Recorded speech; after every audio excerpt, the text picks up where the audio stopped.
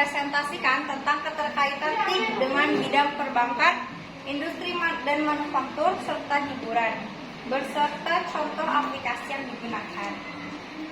Untuk materi yang pertama akan dijelaskan oleh Indra Kuswoyo.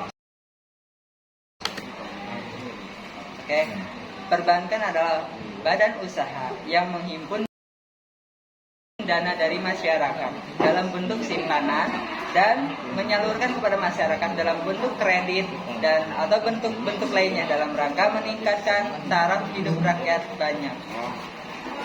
Adapun fungsi bank yaitu satu, menghimpun dana dari masyarakat, menyalurkan dana kepada masyarakat. Kedua, mendukung kelancaran mekanisme pembayaran. Yang ketiga, mendukung kelancaran transaksi internasional. Yang keempat, penciptaan uang. Yang kelima, sarana investasi. Yang keenam, penyimpanan barang berharga. Adapun tujuan jasa perbankan. Jasa perbankan sangat penting dalam pembangunan ekonomi suatu negara. Jasa perbankan pada umumnya berbagi atas dua tujuan. Yang pertama, sebagai penyediaan mekanisme dan alat pembayaran yang efisien bagi nasabah.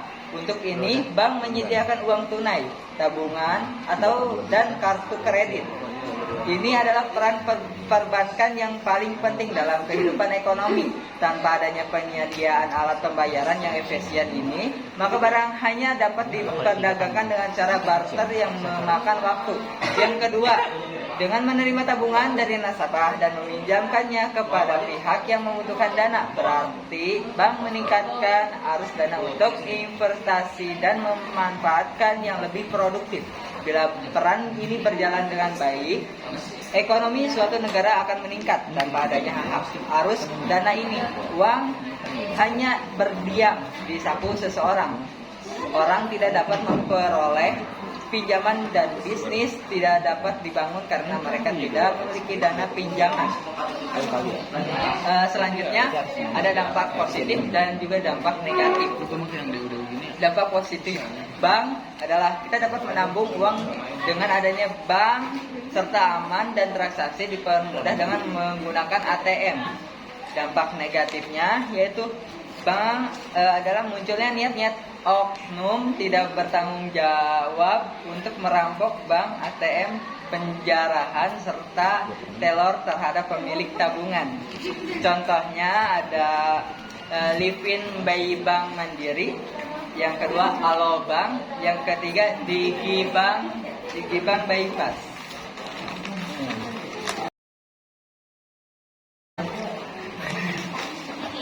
Oke, kesimpulan yang bisa kita dapat dari materi yang telah Indra jelaskan yaitu perbankan merupakan satu lembaga keuangan yang menghimpun dana dari masyarakat dan menyalurkan lagi kepada masyarakat. Bank merupakan perusahaan yang berbentuk jasa yang mana bank bertujuan untuk memberikan jasa kepada masyarakat. Terima kasih. Lalu materi kedua akan disampaikan oleh Ingkatria. Di sini saya akan menjelaskan tentang manufaktur. Aplikasi manufaktur adalah sebuah aplikasi yang dirancang khusus untuk mempersingkat proses produksi atau operasional suatu pabrik.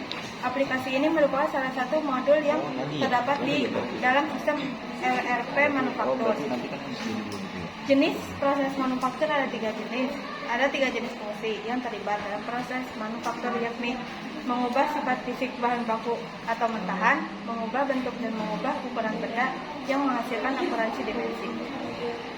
Fungsi manufaktur selain menjadi salah satu jenis usaha yang menguntungkan karena bisa mengubah bahan baku yang kurang menjadi barang bernilai tinggi. Ternyata manufaktur juga memiliki fungsi dasar. Tujuan aplikasi manufaktur, aplikasi yang berbasis web ini mampu meningkatkan produktivitas serta efisiensi bisnis. Aplikasi manufaktur sendiri didesain menjadi sebuah software yang dirancang khusus untuk mengoptimalkan kegiatan bisnis manufaktur. Melalui aplikasi tersebut, kegiatan operasional manufaktur akan lebih sederhana sekaligus terintegrasi. Selain itu, data usabilitas yang dikelola aplikasi tersebut bersifat real time. Dengan hadirnya komponen tersebut, aplikasi manufaktur memang sengaja dirancang untuk memudahkan produsen dalam mengelola bisnisnya. Contohnya yaitu ada Sketch, Loombaker, sama Engineering. Ini enggak? Ya, biasa kan? Lagi nih. Di mana ya? Kelihatan nggak? Di sini kelihatan. Udah? Oke, terima kasih kepada Isha. Jadi kesimpulan yang bisa kita dapat dari materi yang telah Inka jelaskan yaitu sistem informasi ini dapat membantu pihak perusahaan dalam menangani pendataan secara terintegrasi dan menghasilkan penyajian informasi yang dibutuhkan oleh perusahaan. Lalu sistem informasi manufaktur juga merupakan bagian dari sistem informasi manajemen yang berfungsi untuk membantu perusahaan dalam mengelola aktivitas produksi. Lalu materi yang terakhir akan dijelaskan oleh Alia. Saya Alfitria, saya akan menjelaskan tentang hiburan dan musik. Hiburan adalah suatu bentuk kegiatan yang menarik perhatian dan minat penonton dan memberikan kesenangan dan ini juga bisa berupa ide atau tugas, tapi lebih cenderung menjadi salah satu kegiatan atau peristiwa yang telah berkembang selama ribuan tahun. Dan ini sangat berkaitan dengan ilmu teknologi dan komunikasi. Karakteristiknya yang khas yaitu ada pertama sebagai media internasional, massa dan bersifat interaktif, memungkinkan komunikasi secara sinkron maupun asinkron. Karakteristik ini memungkinkan masyarakat melakukan komunikasi dengan sumber atau penyedia layanan hiburan secara luas. Jenis-jenisnya, yang pertama industri perfilman, kedua industri rekaman. Alat-alat yang kita bisa dalam dunia hiburan itu ada 3. Pertama, satelit televisi untuk menerima sinyal, kedua telepon untuk menerima suara, 3 handphone untuk komunikasi suara atau mengirim pesan lewat pesan. Dampak positif dan negatifnya, pertama yang positif, mengurangi ketertinggalan dalam pemanfaatan TIK dalam pendidikan dibandingkan dengan negara berkembang dan negara maju lainnya.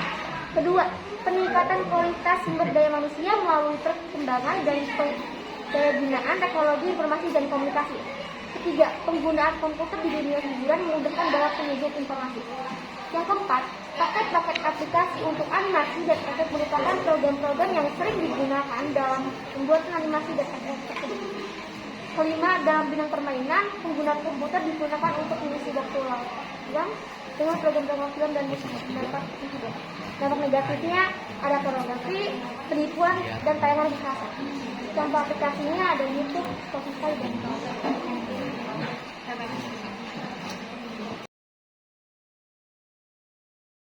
Oke, terima kasih atas penjelasannya Lili. Kesimpulannya, berdasarkan hal tersebut, maka internet sebagai sarana di dunia hiburan mampu menghadapkan karakteristik yang khas dan itu sangat bermanfaat bagi perkembangan teknologi dan dari zaman saat ini dan ke depannya. Kesimpulan dari presentasi hari ini, masyarakat modern saat ini memiliki daya candu yang cukup intensif pada kemajuan internet. Banyak dari mereka yang belum mengetahui bagaimana secara perkembangan internet yang begitu rumit dan panjang, sehingga sampai pada titik puncak ini. Dengan hadirnya internet yang merupakan pengembangan teknologi informasi dan komunikasi, maka semakin mudah mengakses berbagai informasi secara internasional. Internet merupakan salah satu sumber belajar bagi semua, karena dengan menggunakan internet, orang dapat mengakses informasi secara cepat dan mudah.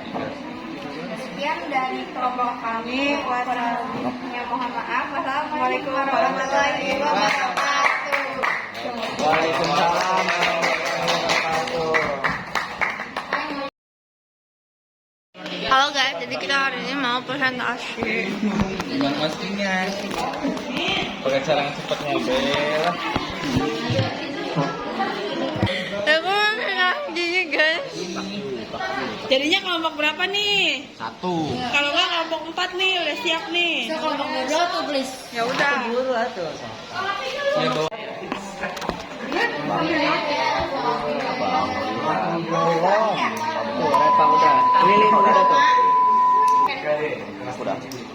Logika deh. Baik, baik.